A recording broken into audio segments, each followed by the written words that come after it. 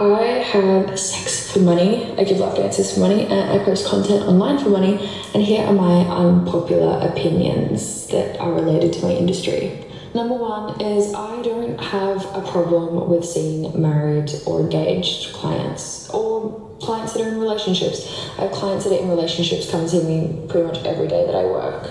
At the end of the day, they're paying me, and a part of my service is discretion, and I am going to keep that a secret. No one's ever going to know that I saw them. I'm never going to go and search and find out who their partner is. It's none of my business. They pay me, we do the service, my bills get paid, my mortgage gets paid, we move on with our life. Do I feel guilty about it?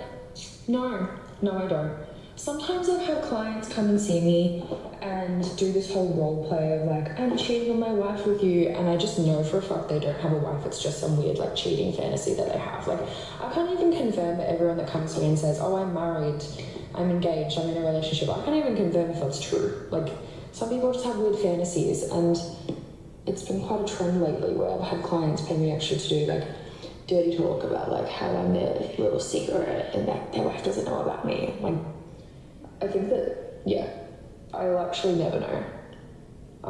So I'm not going to let myself feel guilty. It's not worth my energy to sit here and feel bad about it.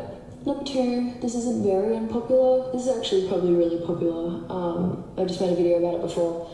OnlyFans agencies run by men and escorting agencies run by men. Don't agree with it. I understand the need for agencies. I think they should be run by women.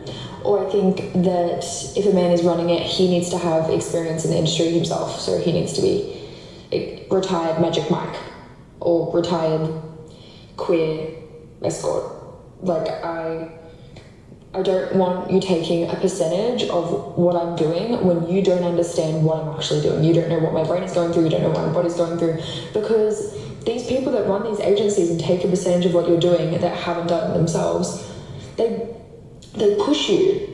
They make you feel guilty because you working makes them money, but you're not always in the right mind space to work. And there's nothing more painful than like, hey, I don't feel comfortable doing this booking today. I just got my period, or I'm just not feeling good about it.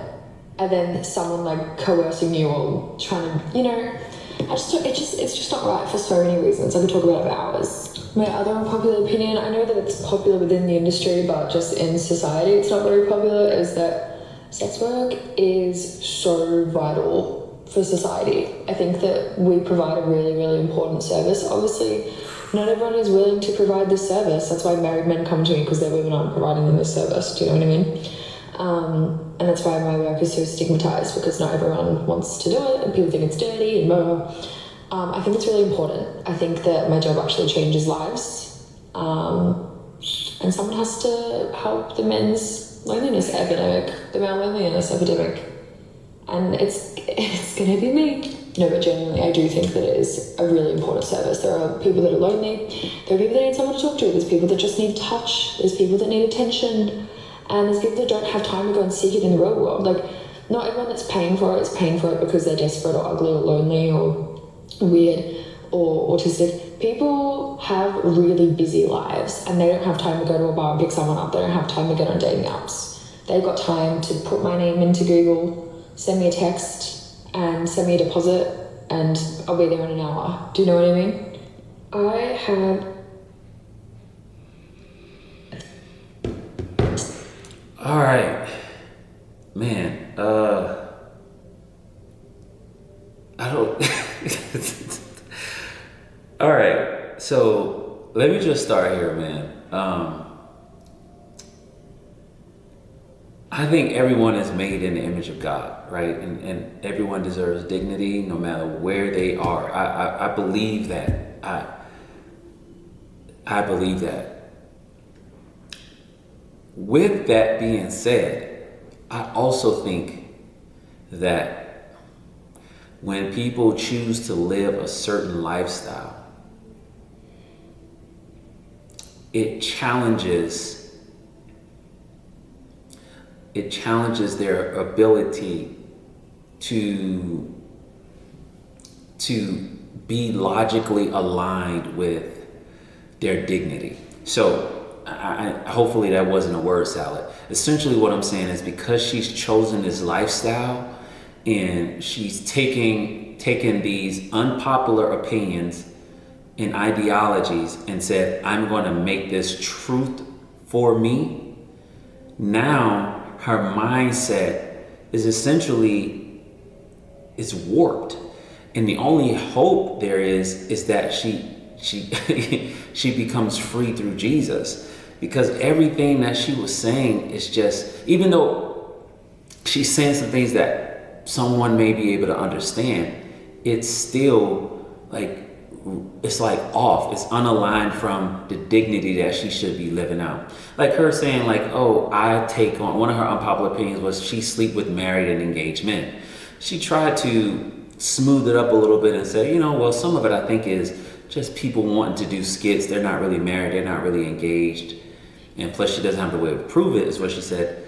But so all of them aren't married. All of them aren't engaged. But you're still admitting that you're okay with sleeping with men who are actually married, men who are actually engaged. And then she goes on and begins to talk about like how she doesn't like that, like there are men in the agencies that are like, I guess, controlling their booking and I guess on these platforms that are getting a certain percentage. She's like, well, they shouldn't get a certain percentage because they don't know how women feel. They don't know, like if they haven't worked in the industry, then they shouldn't be able to get a certain percentage.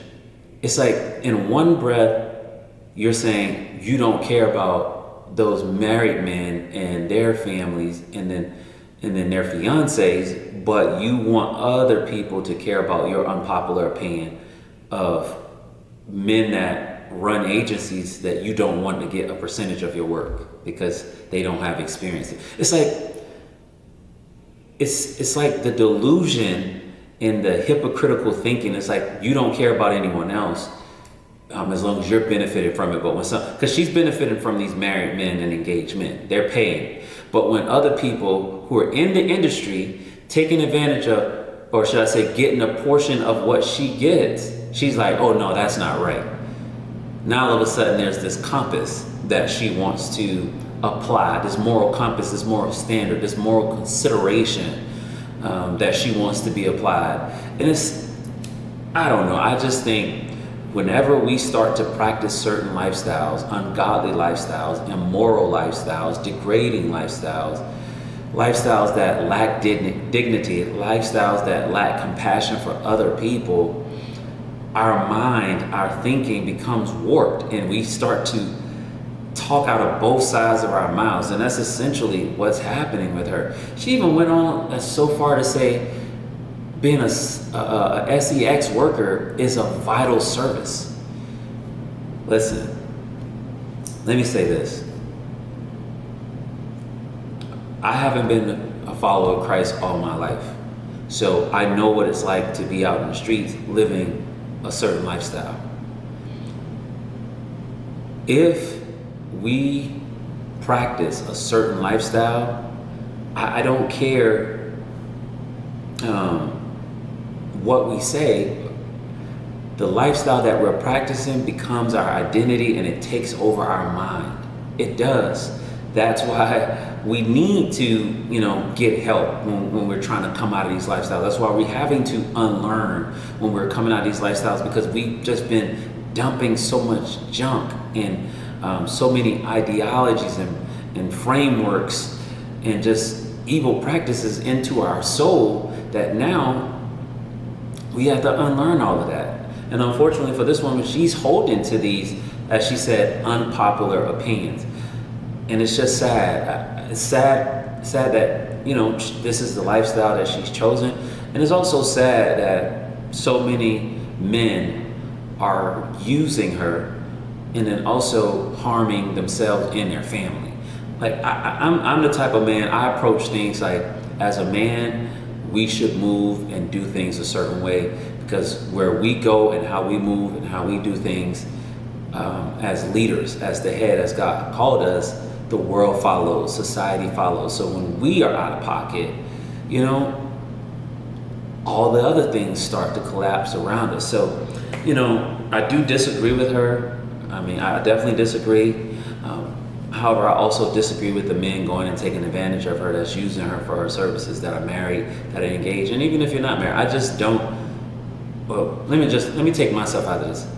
This is not what God approves of. So if God don't approve it, it's not because God is trying to withhold enjoyment and the best of life from us. He's saying this is not wholesome. This is not healthy. This is not good for you as individuals and your dignity. This is not good for your family. This is not good for community. This is not good for society. Like, God is trying to keep us from harm, essentially. But when we make it a lifestyle, there's just consequences. Hopefully she'll have a change of heart. There are women who've had change of hearts and they've come to the Lord. There are men who've had change of hearts and come to the Lord and come out of this lifestyle. So it's not like she's hopeless.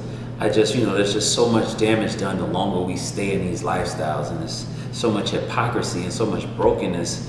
And it's just sad. But y'all let me know what y'all think in the comment section, and I'll catch y'all in the next video. Stand on it,